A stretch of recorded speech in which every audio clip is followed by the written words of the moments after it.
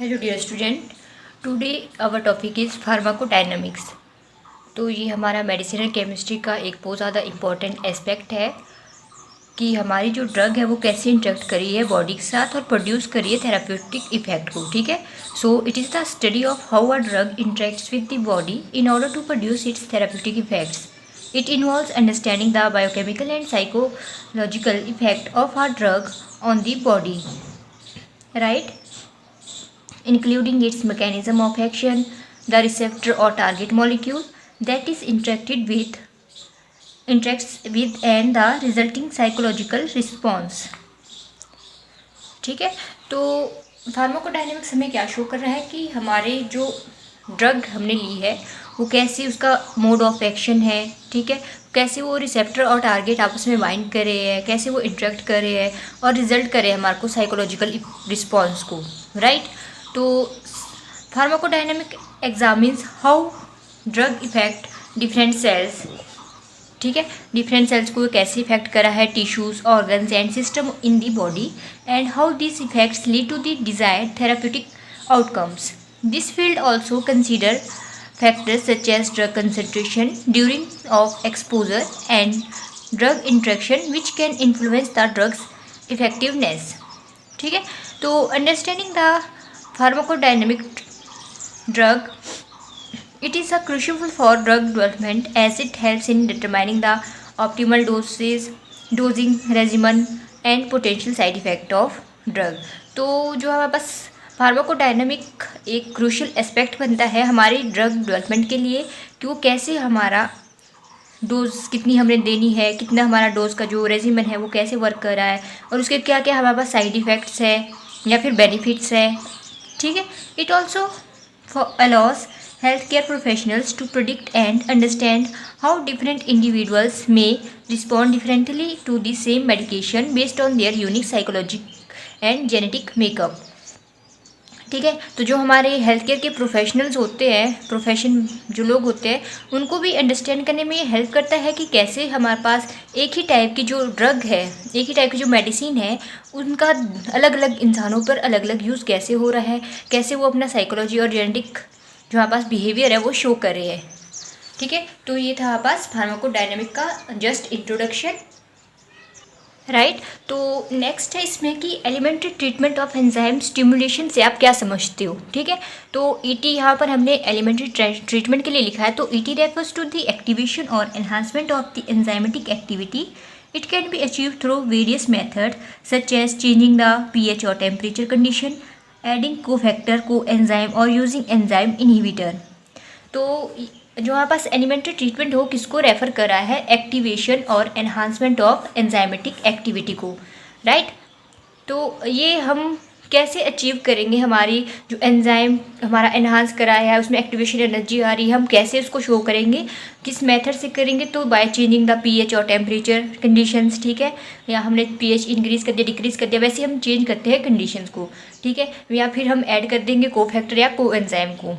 ठीक है, One elementary treatment for enzyme stimulation is by adjusting the pH, जो कि हमने अभी बात कर दी. ठीक है, enzyme have an optimal pH at which they function more efficiently. ठीक है, deviation from this optimal pH may result in decreased enzyme activity.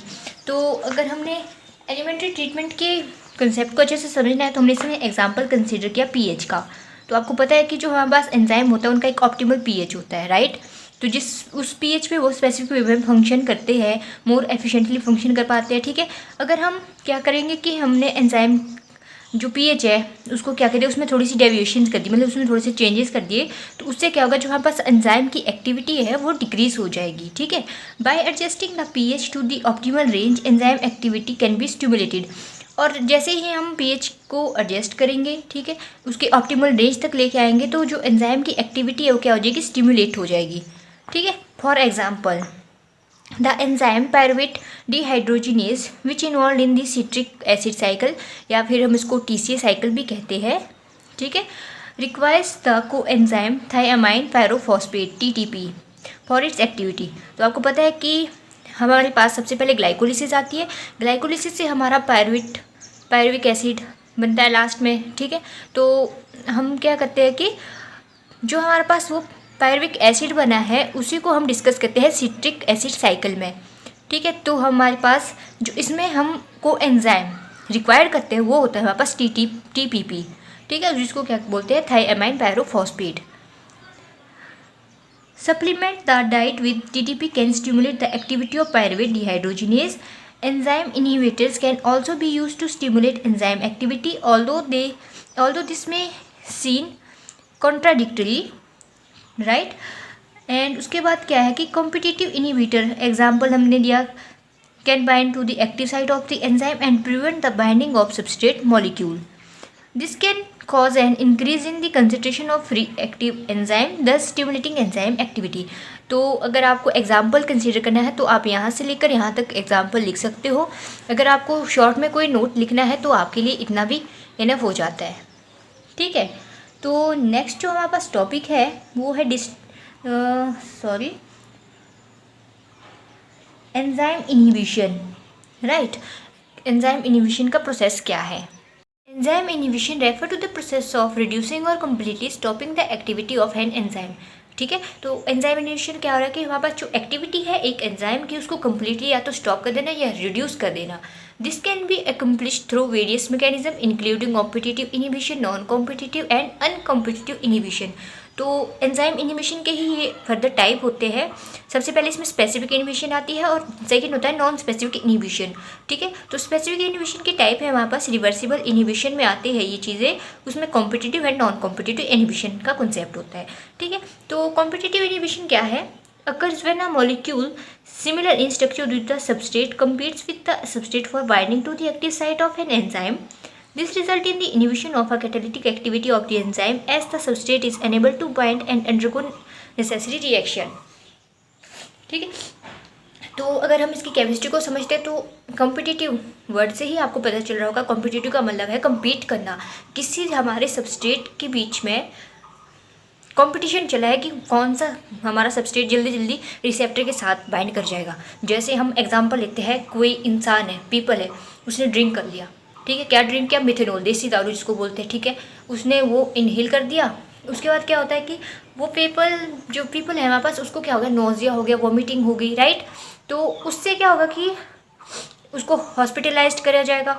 फिर डॉक्टर क्या होते हैं कि वो हमारे पास इंजेक्शन लगाते हैं, किसका? इथेनॉल का, क्योंकि इथेनॉल प्योर फॉर्म में होता है ना, और मिथेनॉल की क्वांटिटी में बहुत ही गड़बड़ होती है, ठीक है. तो इंजेक्शन लगा दिया तो हमारे पास जो सबस्ट्रेट तक पहुंचने की जो बाइंडिंग की कैपेसिटी है दोनों की सेम ही होती है.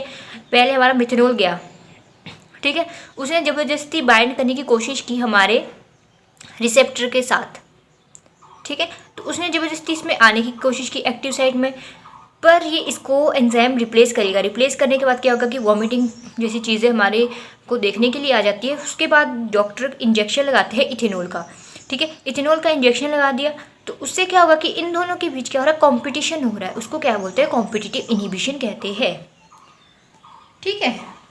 तो इससे क्या हो रहा है कि हमारी जो एक्टिविटी है एंजाइम की उसको एक तो ये रिड्यूस कर रहे हैं, ठीक है. एंजाइम की एक्टिविटी को रिड्यूस करे या स्टॉप भी हो सकती है. स्टॉप कैसे होगी? अगर यहाँ पे मिथेनॉल आ गया तो एंजाइम एक्टिव कैसे होगा? एंजाइम में कैसी एक्टिविटी शो होगी? कुछ भी तो नहीं होगी, राइट. इसलिए इसको क्या बोलते हैं? Competitive inhibition. मतलब कि मिथेनॉल और इथेनॉल के एग्जाम्पल को अगर हम देखें तो इसमें क्या हो रहा है कि कॉम्पिटिशन हो रहा है, ठीक है. The inhibitor bind non covalently with enzyme and the enzyme inhibition can be reversed if the inhibitor is removed. इसको क्या बोलते हैं? Reversible inhibition. And competitive inhibition competes with substrate and bind at the active site of the enzyme but do not undergo any catalysis, ठीक है. तो second है हमारे पास non competitive inhibition, also called allosteric inhibition, occurs when a molecule bind as a regulatory site on the enzyme other than the active site. तो इसमें क्या हो रहा है कि इसको पहले तो एलोस्टेरिक इनहिबिशन कहते हैं, ठीक है. तो ये अक्कर कहाँ की जाती है? जब हमारे पास मॉलिक्यूल बाइंड करेगा रेगुलेटरी साइड में. बेसिकली आपने देखा होगा जब तक आपने अभी तक जितने भी एंजाइम के कॉन्सेप्ट पढ़े होंगे उसमें आपने देखा है कि जो हमारे पास एंजाइम है वो एक्टिव साइड में जाकर क्या करता है? बाइंड करता है, ठीक है. और हमारे पास एंजाइम सबस्ट्रेट का कॉम्प्लेक्स, सबस्ट्रेट रिसेप्टर कॉम्प्लेक्स की फॉर्मेशन को शो करता है, ठीक है. पर इसमें क्या होगा कि नॉन कॉम्पिटिटिव इनहिबिशन में होता है कि हमारे पास जो मॉलिक्यूल है वो बाइंड करेगा regulatory side as other than the active site. ठीक है, तो this binding cause and confirmation change in the enzyme therefore decrease the catalytic activity. तो इसकी वजह से क्या होगा कि हमारे जो एंजाइम में बाइंडिंग साइड में क्या होगा, कन्फर्मेशनल चेंजेस आ जाएंगे एंजाइम की, उसकी वजह से हमारे पास हो जाएगा decrease catalytic activity of enzyme. And third one था हमारे पास अनकम्पिटिटिव इनिबिशन। ठीक है, तो when a molecule bind to enzyme substrate complex, अब बात की है कि मॉलिक्यूल हमारे पास जैसे हमने ये बना दिया, इसमें हमारे पास इस तरह से होगी इंट्रैक्शन। ठीक है, यहाँ पे हमारे पास बाइंड होकर ये जुड़ गया, तो ये क्या बन गया हमारे पास एंजाइम सबस्ट्रेट का कॉम्प्लेक्स। तो इसमें बोला कि जब मॉलिक्यूल बाइंड करेगा enzyme complex, enzyme substrate complex के साथ, तो वो कह कर देगा कि prevent the release of the product.